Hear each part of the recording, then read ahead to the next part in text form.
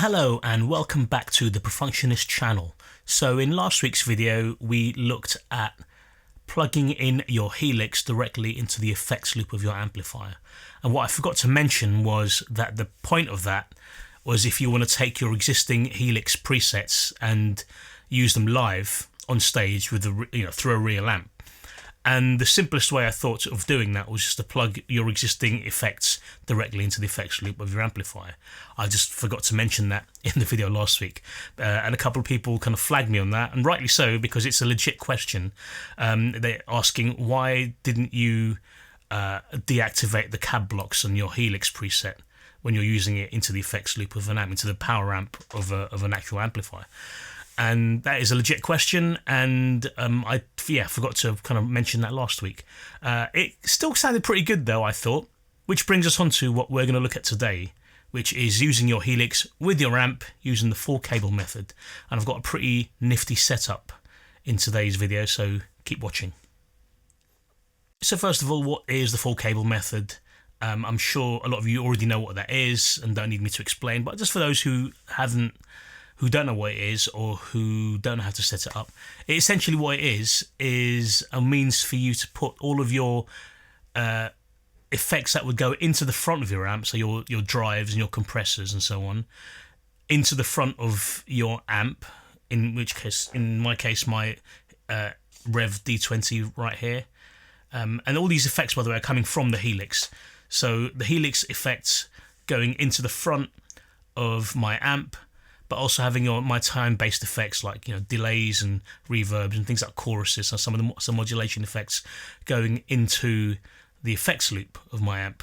So those effects, those time-based effects, will be coming from the Helix and going into the effects loop of my amp. So that's what the 4-cable method allows you to do with the Helix and your amp.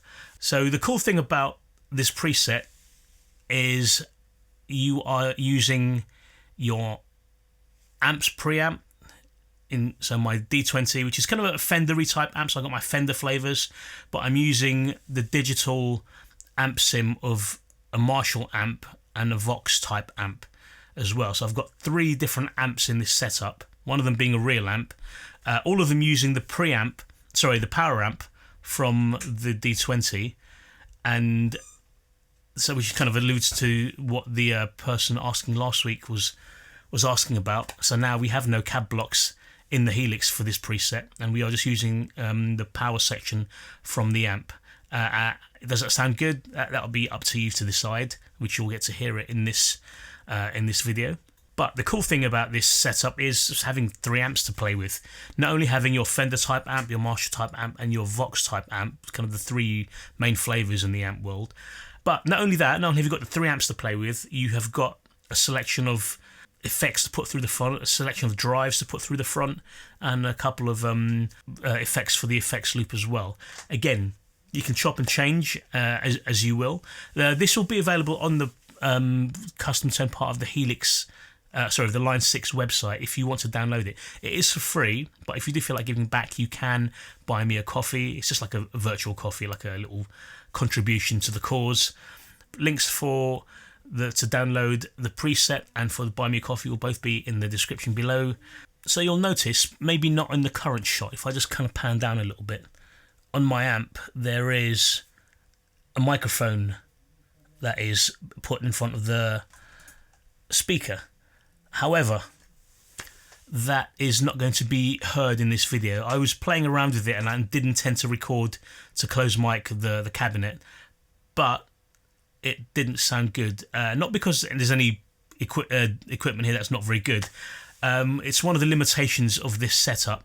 The D20 has a 2-notch torpedo in the back of it, and that's where I'm getting my line from the D20. So if you're using a different amp that doesn't have some kind of direct out in the back, this may not be a problem for you, because you'll probably just end up miking up the front anyway, if you are even miking it up.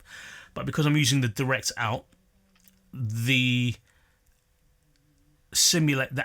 cab simulation doesn't quite match the speaker that I have down here, and I don't have enough speakers to get one that matches.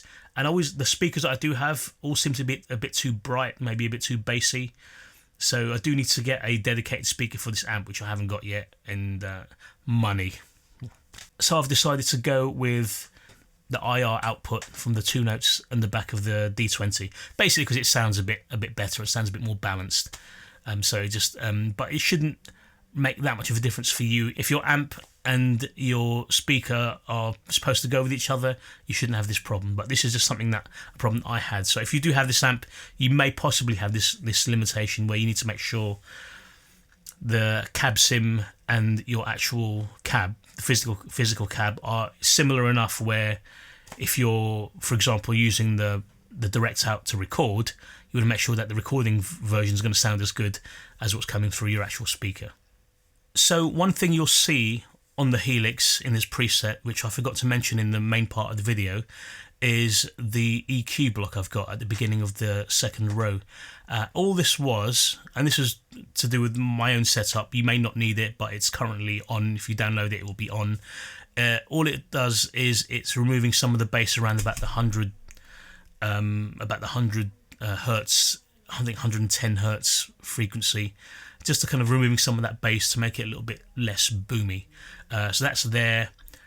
I've got that after all of the different amps in there, so just to kind of just EQing the sound to make it sound a little bit more balanced. So that's what that's there for, and I just forgot to mention that in the main part of the video, so now you know. Right, enough of me yapping, let's get onto some tones. So here is the Helix. You'll see I've named it Real Amp 4cm Mono, 4-cable method mono. I may possibly do a stereo version of this at some point.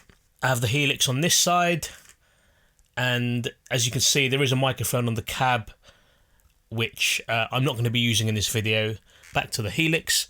What we essentially have is a setup where we have 3 different amps, one of them being the Revv D20 that beside me here, so a real amp, and then we have 2 digital amps here. So we've got the Plexi, which is one of the amps, and the Helix, and I've gone for the Matchless. I was going to go for the Vox originally, the AC30, and I wanted to try the Matchless just because I haven't tried it yet, and I actually like it, so I'm going to stick with that one. And the way we go about switching between them, I've mentioned this in a previous video, where you can go into Control Center and set up a snapshot for your Plexi and a snapshot for your Matchless. So you'll see there's snapshot 2 there and snapshot 3. Snapshot 1 is what we're in now, as you can see here, which is my amp, which is the effects loop 2, I believe I've done it on this one. It doesn't really matter which one you use. So let me just start off with the Revv D20. Essentially, it's like a Fender type amp. So we've got all 3 flavors. We've got Fender, Marshall, and Vox in some, variations of those flavors. And I've got here all these other effects that we can use with all of those different amps. So what have we got here? We've got a compressor. So this is my clean sound. This is the Revv D20.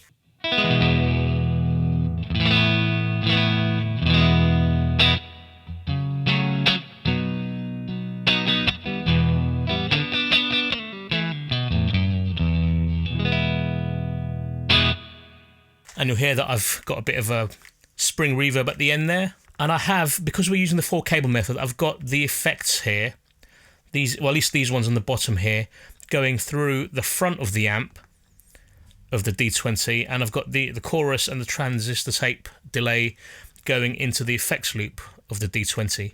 So that's kind of like the ideal setup. So let's just check some of these sounds out.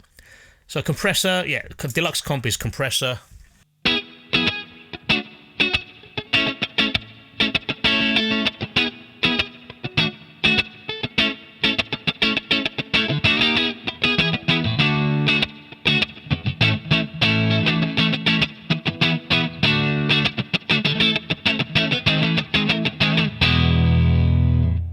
Monitor, which is essentially a Klon, so going for that kind of not quite clean, but still clean, but kind of slightly broken up sound.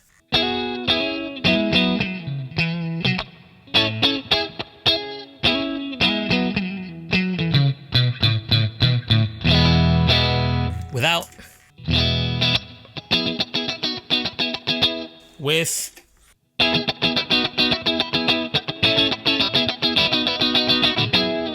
Just gives that slight oomph. Just makes it sound a bit snappier. Tube Screamer, Scream 808.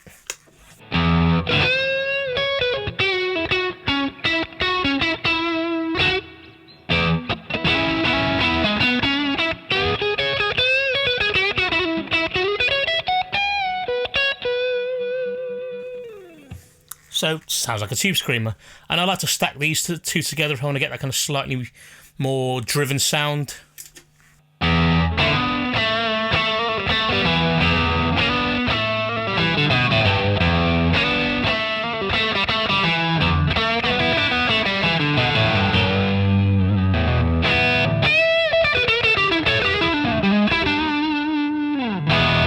And if I really want to kick it up a bit, I've got a solo boost here. If you download this, you can change that to something else if you want. Not everyone wants to have a post-gain solo boost for just as a volume boost, which sounds like this. If sometimes you just want to cut through the mix.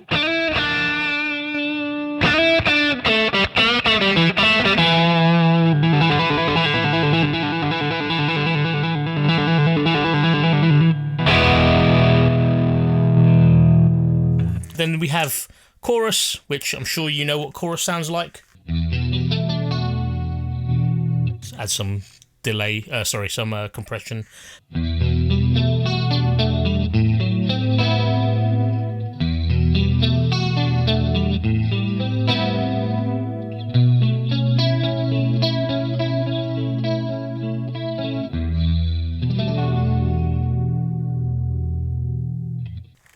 And delay, just a tape delay. Let's do that with some Tube Screamer.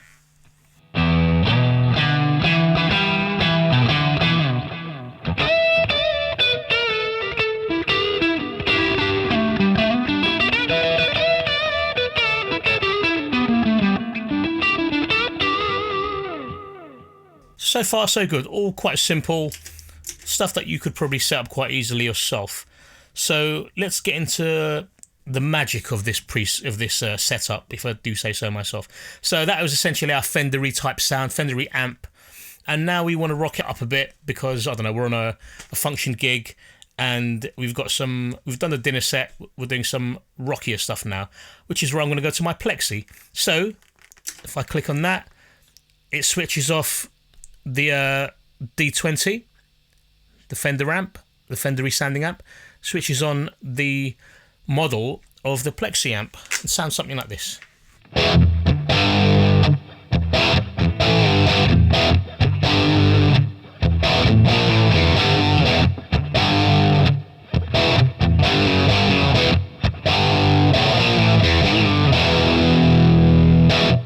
And we can have all these same effects going into the front of the amp, like we did for the D20. So maybe I want to tighten that up by putting a Tube Screamer in front. The Tube Screamer, when I had the D20 sound on, was set differently. I'll show you how it's set. Okay, so back in my D20 sound, I have the gain at 6.3 and the level at 7.6. If I go to the Plexi, I've got my gain at 1.1 and my level at 8.3. So that's just using the power of snapshots, where I still have the same effect in the same preset, but it will just adjust the knobs virtually for you for your different snapshots. And in this case, now because we're in the Plexi snapshot, notice how it doesn't say Plexi anymore, it says amp, which is essentially my D20. I was going to call it D20, but I thought if you guys are going to download this, you're not necessarily going to have the same amp as me, so I just put amp. So I can go back to the amp by pressing that. Okay, and so yeah, I can switch between the two. So Plexi is what I want to go to, so I'm going to click that. Now it says amp. Now we're in the Plexi mode. I want to tighten it up, get a slightly maybe heavier sound by putting the Tube Screamer in front, but it's set to the classic low gain, high level.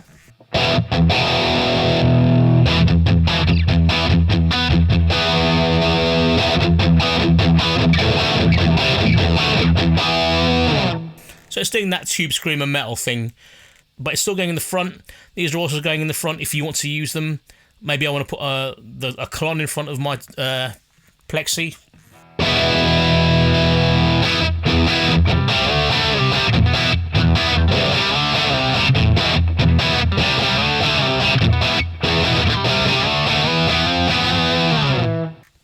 if you want to do that. Gain, actually with the gain is actually in the loop, so it's actually after, it's here, there. It's actually after all of the amps, so I kind of made a mistake earlier on when I said that was before, when I said all of these were before. They are, except that one. Let's try some delay.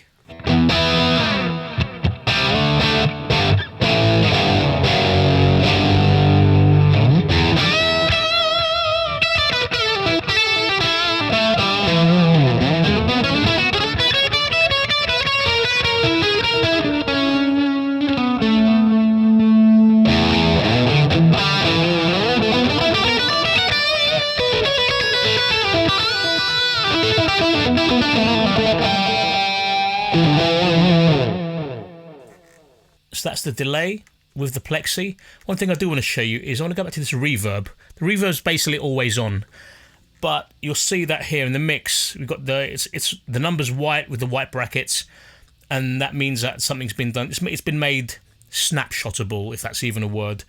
And it essentially, what I've done is I've brought the mix down for when we're on the Plexi amp, because when you've got more gain, it kind of tends to pronounce the reverbs a bit more because they're being hit harder by the signal going into them. So I brought that down a bit. If I went back to my D20 amp, you notice it goes up to 29% in the mix. Brought it down for the Plexi, and yeah, therefore it sounds a bit less prominent. It's a bit. I could probably make it lower if I really wanted to, but I kind of like it where it is. All right, which brings us on to the Matchless, essentially our Vox. So flavor number 3. Okay, so now this is essentially our Vox sound.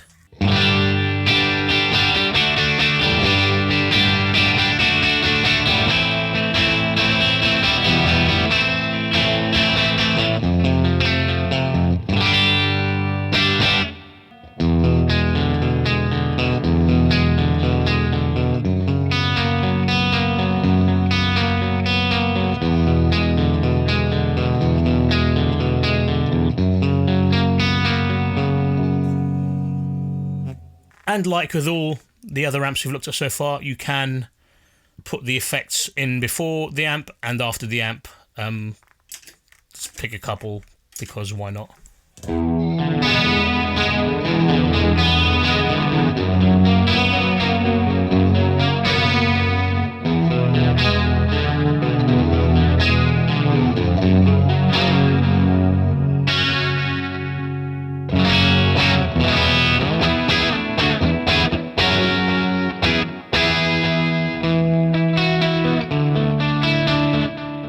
Right, so one of the limitations with this setup, as cool as it is, and as cool as the Helix is in general, for having so many buttons to press, giving you loads of options, it's still kind of not enough to make use of this setup.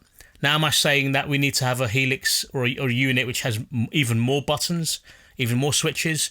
No, because it's a bit of a double-edged sword, essentially. So we've got loads of buttons here, we've got loads of switches, that's great. But because we've got 3 different amps on the go, all in one preset, it kind of takes up space. So we've got these preamp effects, and then we've got our post preamp effects, and they're taking up 1, 2, 3, 4, 5, 6 of these 8 slots that we can use. You can reprogram it to start using like these 2 for extra effects if you want to, but I kind of like having the bank buttons on the side there and having, oh sorry, knocked the camera there, and having these 2 buttons on the side here. So it's kind of just dealing with these 8 in the middle here. So that leaves us these 2 here. I originally had the idea of using up a 3rd one for the amp and just kind of pressing on Plexi, amp, Matchless, but that would take up too much space. But as you may have seen in a previous video I did, you can reprogram this to mix and match your snapshots and your effects pedals. So I've got this as being my Plexi, I've got this as being my Matchless, and where is my D20?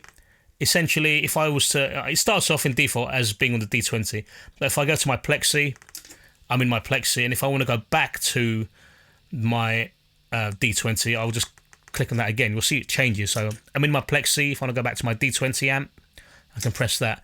If I'm in my Plexi and I want to go to the Matchless, I can press on the Matchless one. That turns back to the Plexi again, and so I can go to that if I want to. If I want to go back to my D20 amp, I can press that. That turns back to Matchless.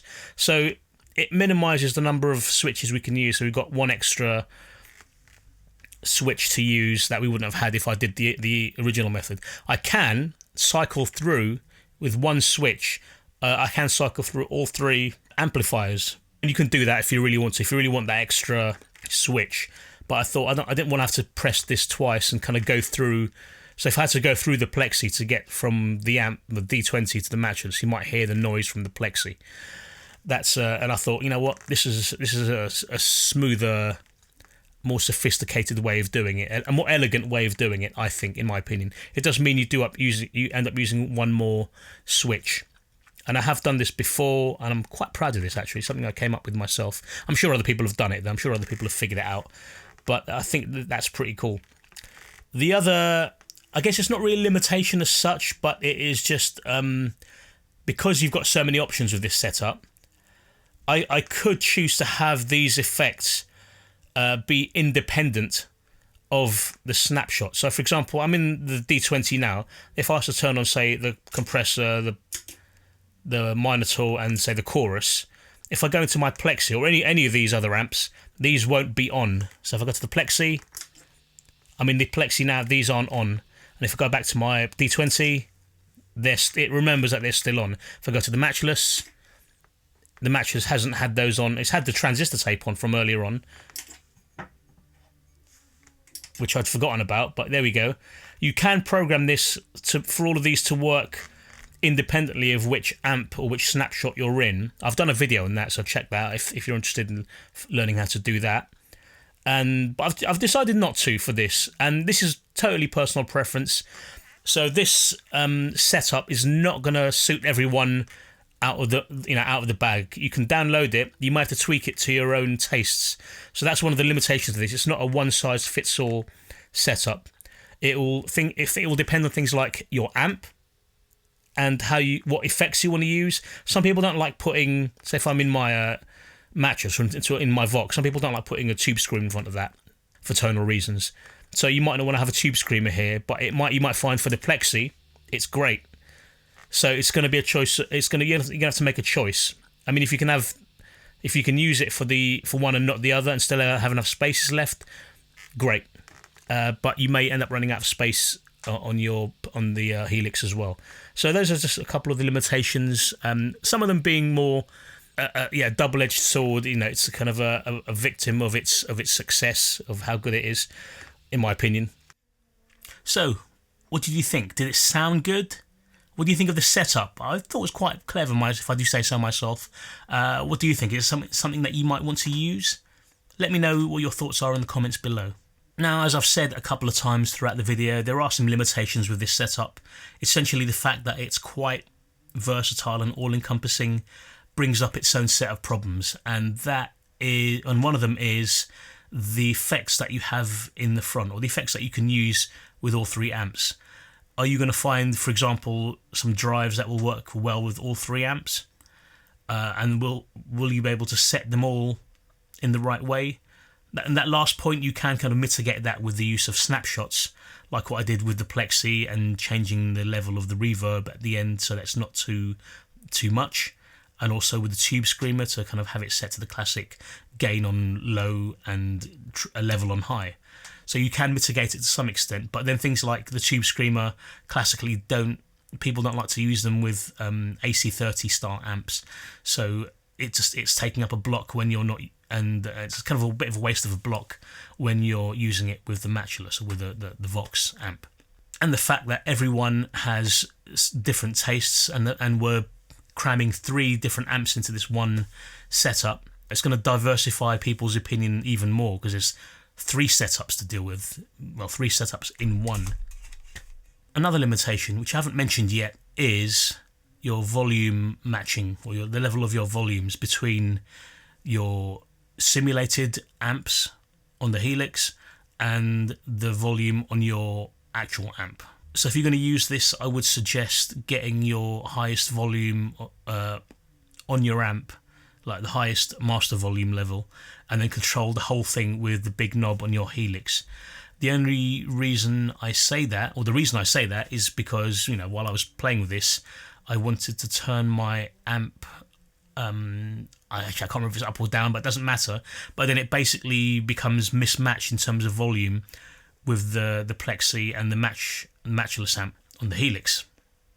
Because they're both on the Helix, both digital, they're not going to really be... They're fine. It's only when you start playing around with the master volume on the on your actual amp that it's going to throw things out a bit. So you might have to re-level your... If you do change the level on your amp, you might have to re-level the channel volume on your simulated amplifiers.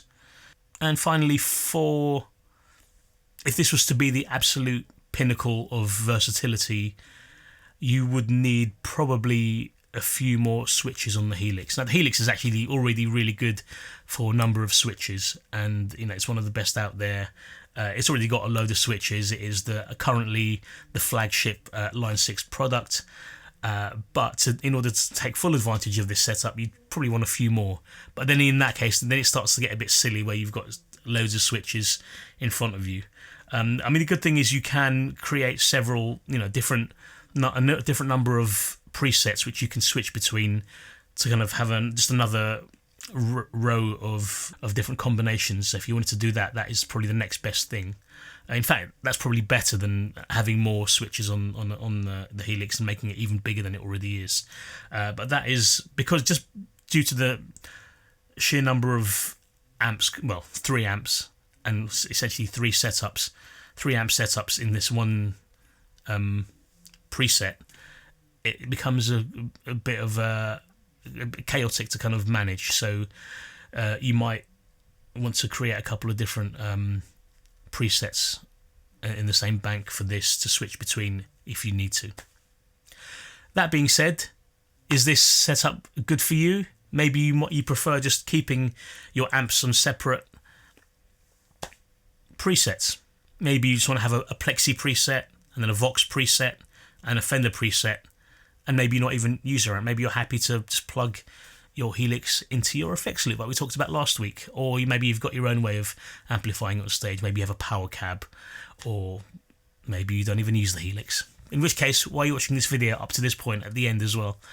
Which brings us on to now, essentially the end of the video. So if you've made it this far, I really appreciate that. Thank you for sticking around and listening to me babble on about this Helix stuff, which I hope you enjoy. Let me know what you thought in the comments below. Feel free to download this preset for free. Let me know how you think it could be improved. Or is it perfect? Let me know if it is. If you find it perfect, let me know that as well. But yeah, you can download it and tweak it to your heart's content.